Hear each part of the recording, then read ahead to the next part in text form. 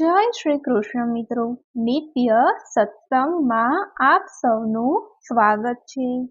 આજે આપણે સાંભળીશું શ્રીમદ દેવી ભાગવતનું મહાત્મય। જો આ વિડીયો તમને પસંદ પડે તો લાઈક અને શેર કરી ચેનલને સબસ્ક્રાઇબ જરૂરથી કરજો। આપણા હિન્દુ ધર્મમાં 4 વેદો તો છે જ, આ ઉપરાંત પુરાણે 5મો વેદ છે। આપણા 18 પુરાણોમાં શ્રીમદ દેવી ભાગવતનો ક્રમ 5મો વિદ્વાનો માને છે। ભગવાન વેદવ્યાસજીએ શ્રીમદ ભાગવતજીની રચના કરી, પછી એમને વિચાર આવ્યો કે મેં ભાગવતમાં ભગવાનના ગુણ તો ગાયા, પણ ભગવતીના ગુણ તો ગાયા જ નહીં। ભગવતીને કેન્દ્રમાં રાખી ભગવાન વેદવ્યાસજીએ શ્રીમદ દેવી ભાગવતની રચના કરી। વ્યાસજીએ રચના તો કરી અને સાથે કથા પણ ભગવાન વેદવ્યાસજીએ જ કરી। દેવી ભાગવતના મહાત્મયમાં વર્ણવ્યું છે કે દેવી ભાગવતમ તત્ર પુરાણમ ભોગમક્ષદમ સ્વયંતુ શ્રાવયામાસ જન્મે જય ભૂપતિ। આ દેવી ભાગવત પુરાણ એ ભૌતિક જગતનું સુખ અને મોક્ષ પ્રદાન કરવા વાળું છે। પરીક્ષિત મહારાજના પુત્ર જન્મેજયે શ્રીમદ દેવી ભાગવતની કથા ભગવાન વેદવ્યાસજીના મુખારવિંદથી શ્રવણ કરી।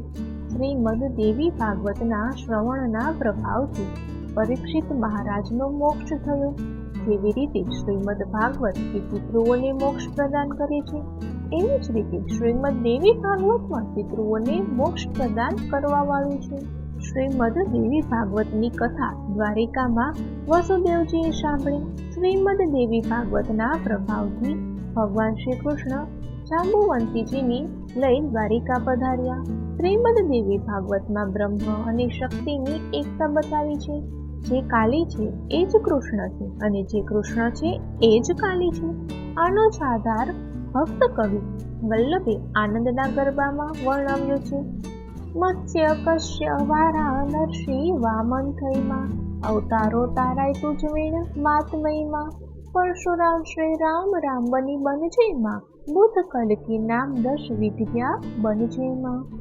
આ પંક્તિઓ દ્વારા સ્પષ્ટ વર્ણવ્યું છે કે આપણા જેટલા અવતારો થયા તેમાં દરેક સ્વરૂપે માં જ બિરાજમાન છે। જે જગદંબાનો મહિમા શ્રીમદ દેવી ભાગવતમાં વર્ણવવામાં આવ્યો છે। દેવી ભાગવતની કથાને 9 દિવસ સુધી શ્રવણ કરવી જોઈએ। આમ તો 12 મહિના માતાજીના છે, પણ આપણે ત્યાં 4 નવરાત્રિ આવે છે। ચૈત્રી નવરાત્રિ, આસો મહિનાની નવરાત્રિ, આ ઉપરાંત 2 ગુપ્ત નવરાત્રિ હોય છે જે મહા મહિનામાં અને અષાઢ માસની નવરાત્રિ છે। આ 4 નવરાત્રિમાં શ્રીમદ દેવી ભાગવતના શ્રવણનો વિશેષ મહિમા છે। શ્રીમદ દેવી ભાગવતના શ્રવણથી ક્યાં ફળની પ્રાપ્તિ થાય છે એનું વર્ણન મહાત્મય કહ્યું છે।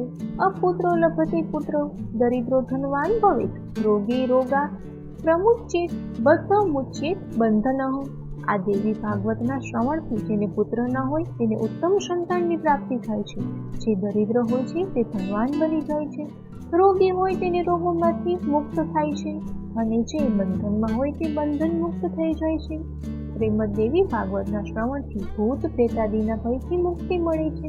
જે ફળ ગંગા સ્નાનથી મળે છે, જે ફળ ગયાજીમાં શ્રાદ્ધ કરવાથી મળે છે, જે ફળ મથુરા અને બદ્રીનાથના દર્શનથી મળે છે, એનાથી પણ કરોડો ગણું ફળ શ્રીમદ દેવી ભાગવતના શ્રવણથી મળે છે।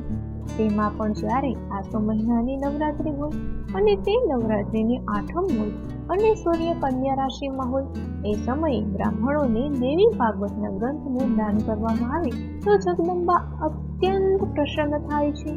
શ્રીમદ દેવી ભાગવતના કુલ 12 સ્કંદ છે, 318 અધ્યાય છે અને 18,000 શ્લોક છે।